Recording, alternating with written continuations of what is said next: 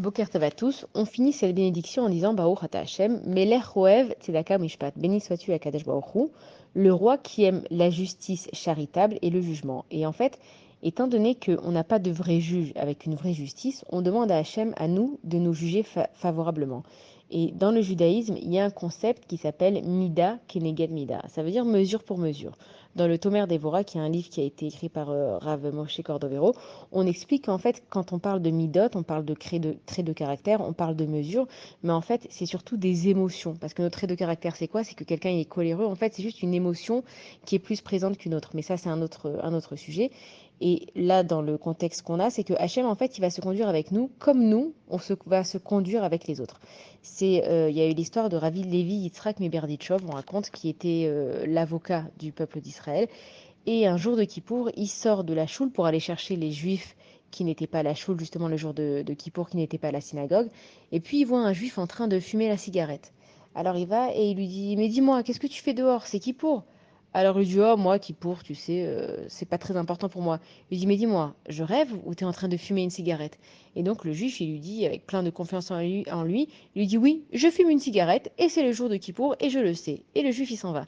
Et là, Rabbi Levi Yitzhak Meverdichov, il regarde Akadosh Baruch Hu dans le ciel et il lui dit: Regarde Hachem, tu vois comment ton peuple, c'est un bon peuple, il aurait pu mentir, il aurait pu avoir honte devant moi, mais regarde, même devant moi, il a dit la vérité, ça veut dire que c'est un juif qui est bon et qui suit la vérité.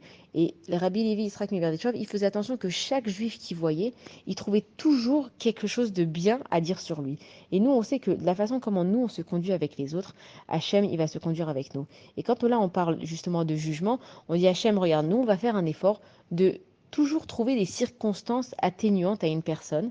Et de la même façon, Akadosh Baruch Hu, trouve-nous, quand ce sera le moment pour nous, de trouver des circonstances atténuantes. Par exemple, on va avoir quelqu'un qui va rentrer dans un restaurant pas cachère. On va avoir envie de se dire: Ah non, mais c'est sûr qu'elle, elle n'a pas mangé cachère.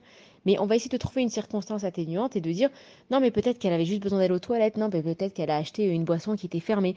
Non, peut-être qu'elle devait juste récupérer quelque chose là-bas et qu'en fait, elle n'a pas mangé là-bas.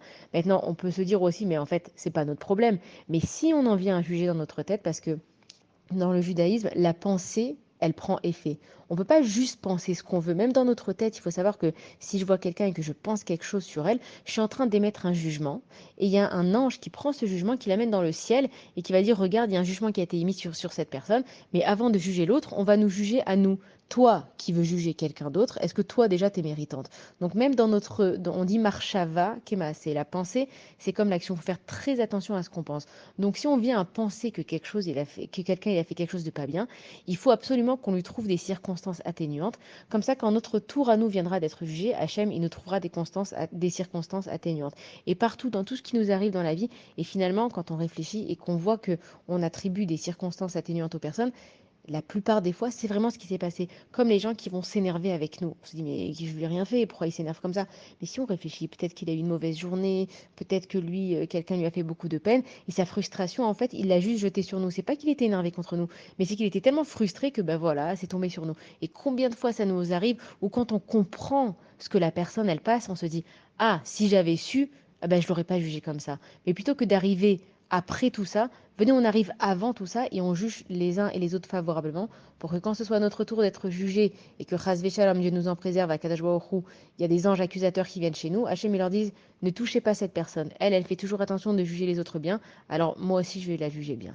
Bonne journée à tous.